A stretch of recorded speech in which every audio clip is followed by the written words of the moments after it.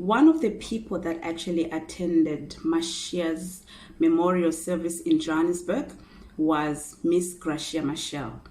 And Miss Gracia Macia is a widow of the late Nelson Mandela. And when she was interviewed by a BBC News reporter at the memorial service, she had this to say, open court. South Africa is struggling in terms of how we deal with our emotions, how we relate to one another.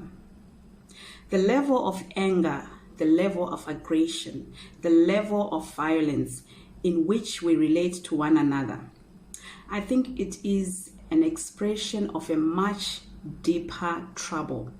We have to deal with our past. Close quote. Hello everyone, welcome to yet another edition of Real Crimes with me. So if you're new to this channel, please don't forget to subscribe. If you're an old subscriber, welcome and thank you for stopping by. Please don't forget to comment, don't forget to like and to share with your people. Tell someone to tell someone. Okay, so disclaimer. On this channel, I basically talk about crimes that are already in the public domain. Everything that I say here is already in the public domain. Okay? Yes, I may give my opinion, just like anybody else. But the information that I give out here is already in the public domain. I do not make up stories. I love telling stories, but I don't make them up. I just read and I tell them to you. Okay, let's set that aside. So in today's story, we are going to talk about another crime that actually took place in the Republic of South Africa. And I'm talking about police brutality yet again. In February of 2013, there was a huge uprising and a public outcry towards the South African Police Services, SAPS. Why? Because of a footage that had gone public, that had gone viral. And in this footage was a man being dragged, handcuffed to the back of a police vehicle. Yeah. So in February of 2013, a man by the name of, I'm just going to call him Macia. Okay, I'm not even sure if I'm pronouncing his name correctly. But yeah, I'm going to call him Macia and I'll probably write his name. So this man was a taxi driver in a residential area called Davidton. So he happened to park his taxi at a wrong place, or it was not a designated parking area, according to the police. Okay, so after the police walked up to him and there was a bit of a scuffle and probably a misunderstanding. So yeah, in the video, what we see is a man being manhandled by police officers. The next thing, they were lifting him up and they were basically just beating him up. And then they handcuffed him to the back of a vehicle, a police van, and they started driving a bit. And then the vehicle stopped, and then he was trying to keep up while this vehicle was being driven, and he was at the back. He was trying to keep up with his steps. But then the vehicle stopped, and two police officers came to where he was at the back of the vehicle, and they lifted his legs up and they threw them down. And the vehicle drove off. Yeah, dragging him for probably, what I found in the public domain is he was dragged for 400 meters, right at the back of a police vehicle. After which they took him into custody, and this happened about 7-ish p.m. And then after 9 p.m. Macia was found dead in a police cell. But it is said that before they left him, they beat him up while he was in the police cell, and then yeah, he was later found dead. And a man by the name Skosana was called. He actually did the post-mortem on Macia.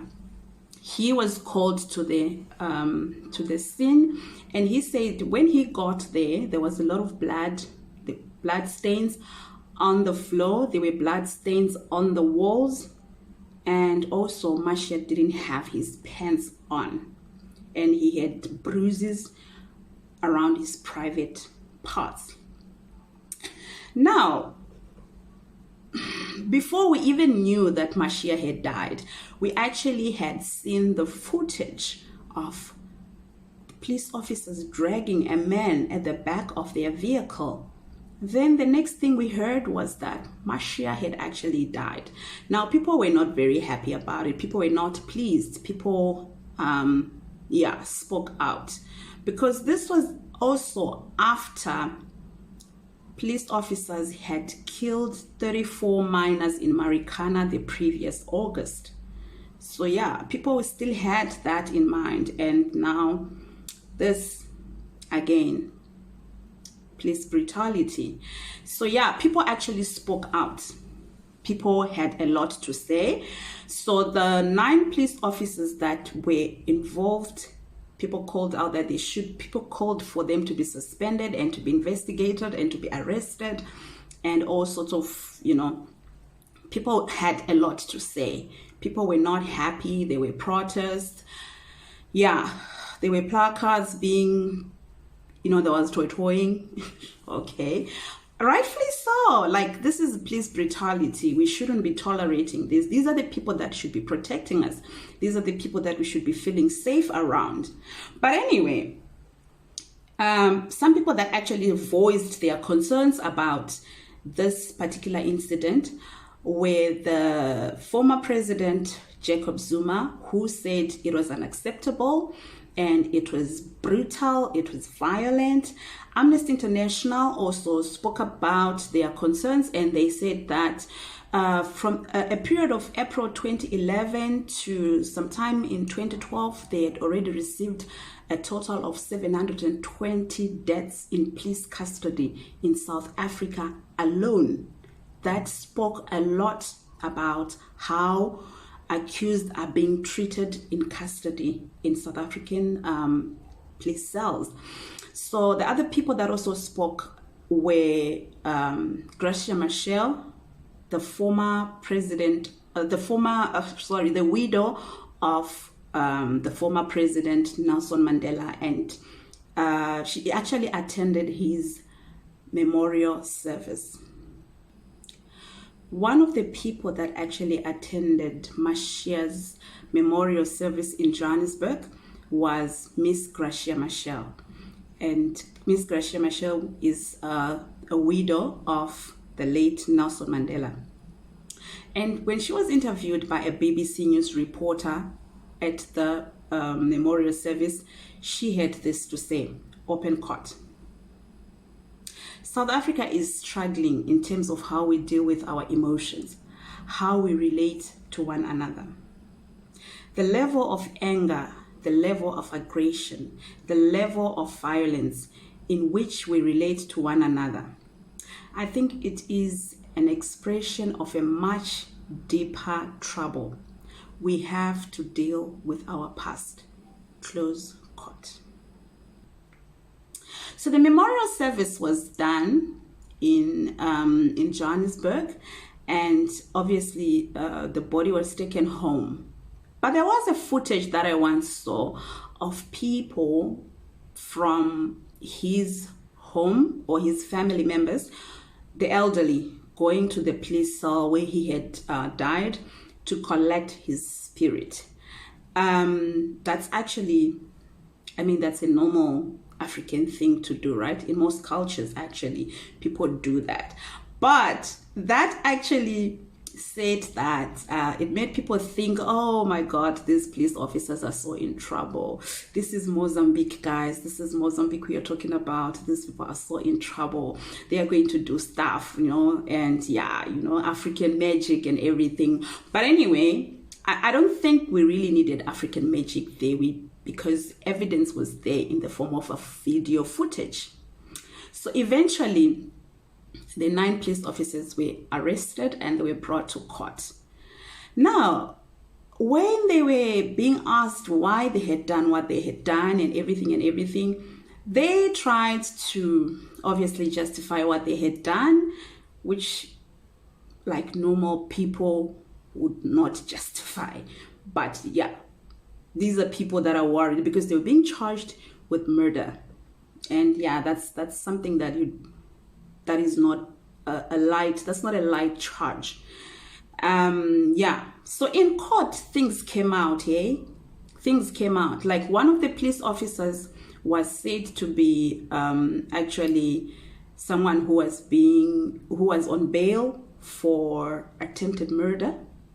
One of the police officers that was now being charged with murder was said to be on bail on an attempted murder charge. Of course, their lawyers dismissed that and said there was nothing like that. And also, there was something that was said that I never got to hear about later on, like Macia was actually facing a culpable homicide charge before he died. I couldn't find that story either. They said that the defense team was saying that he was a suspect. He was facing what do they call it? Culpable homicide charge before he died, and that was involving a car crash where 5 children had died. Now I don't know. But anyway, the residents of Davidton did affidavits, and the Tax Association in Davidton did affidavits just talking good about this late driver and also saying that these police officers had been a pain in their neighborhood for some time. You know, that's where this case of attempted murder actually came. It came from the residents. But yeah, eventually the people carried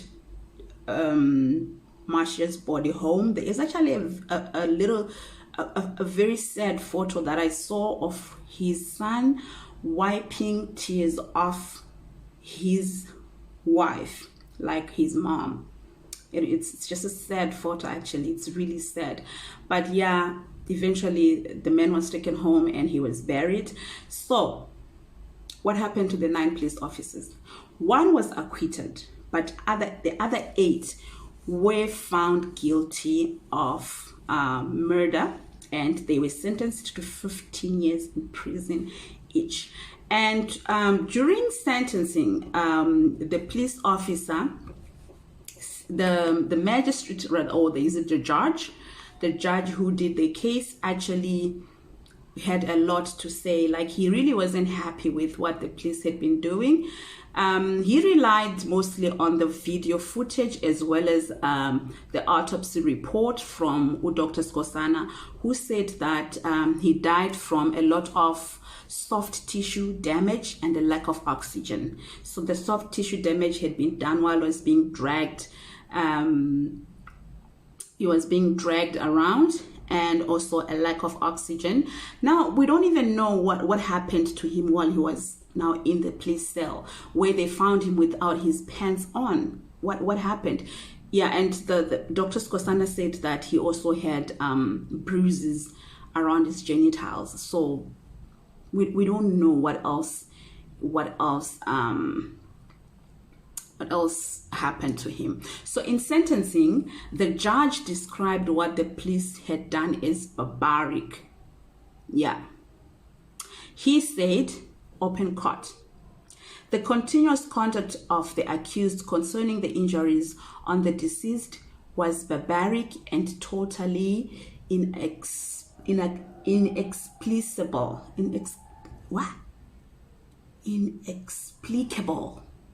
Okay, what made their conduct more reprehensible was their cowardly attack in the cell of a defenseless and already seriously injured man. Close quote. So they actually attacked him even in the cell. After they dragged him at the back of their vehicle, they went on to attack him in the cell. Like, What else do you want? What has this man done? What else do you want? So anyway, also based on the video footage that a passerby had recorded, these men were convicted and sentenced to 15 years in prison each, but it was only the 8. One was acquitted. Now, my question is, if there was no video footage, would these men have gone down for this crime? What do you guys think? What do you guys think? Because actually you could hear in the video one man shouting, what has he done? What has this guy done in isiZulu? Like, why are you even doing all this to him? What's wrong? What has he done? So if there was no video footage, do you think these men, these police officers would have gone down for this crime? I do not know. So after the burial and everything, Macia's family came back to South Africa to sue the police minister for a whopping 6.5 million rand. They were suing for what they called lack of support and damages.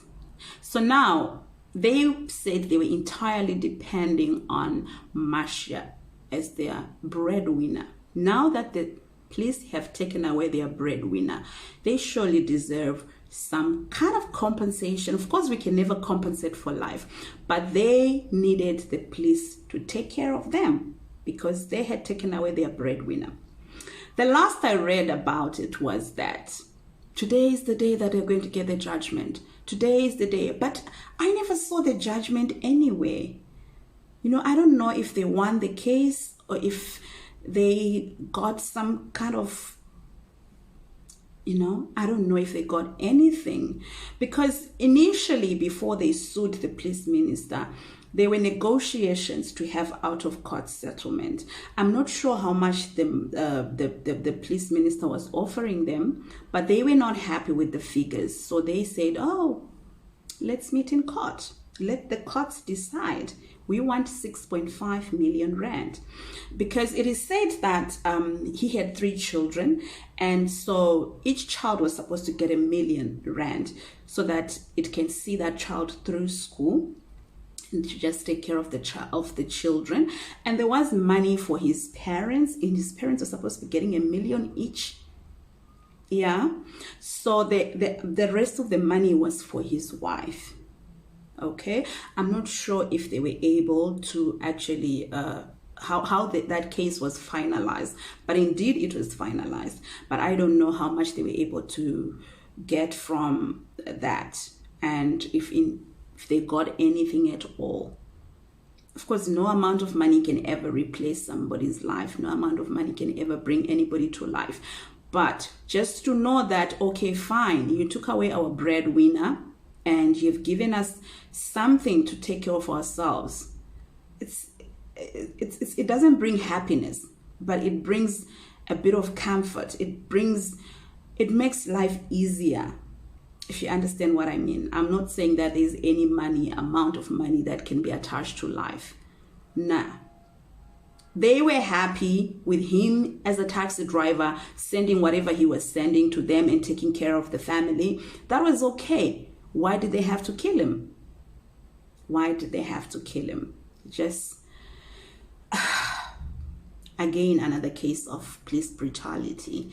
And I would want to totally agree with what Christian Macia said, that the aggression, the anger, you know, it's just, it's something that goes deeper than what we see, and we probably need to deal with our past. Not just as South Africans, but I think as Africans, we have a lot of anger. We need to deal with our past somehow. How, I do not know. But yeah, we need to deal with our past. But anyway, guys, thank you so much. That's about it for today. Another issue, another case of police brutality, only that this time it's in South Africa and not our Zimbabwe. But yeah, police brutality is police brutality. Oh my God. Police brutality is police brutality, guys. Let's call it what it is. Let's not politicize it. It is what it is. If the police are killing people, they are killing people. Let's not try to say, oh, you are, yeah, somebody says I'm campaigning for a certain part, like I'm campaigning for a political party. Honey, I'm not. I'm calling it what it is. Police brutality is police brutality. The police should not be killing us. They should be protecting us. Yeah. They should be protecting us. Guys, thank you so much for watching. I do hope that, yeah, Macia's family got some kind of closure eventually, and that his soul will continue to rest in peace, and that his children will grow to remember their father as a great person, the great person that he was, as a provider, as the person who protected them. Though he died in a very miserable way, in a very bad way, that was really barbaric and uncalled for. It's sad. Anyway, guys, thank you so much for watching. Please do comment down below what you think about police brutality, and also what do you think about this case? Do you think if there was no video footage, these guys would have gone down for this crime, or it would have just been another, he did this, she did this, and probably they would have wiggled their way out of this? What do you guys think? Do comment down below. If you have any cases that you want me to look into, it's okay. Please do write them down below. I will do my digging. If I find enough information, I'll definitely come up with a video for you guys. So thank you so much for watching. I hope you enjoyed this one, and yeah, stay safe, guys. There is COVID out there. Police officers, please do take care of us, do protect us. We need you.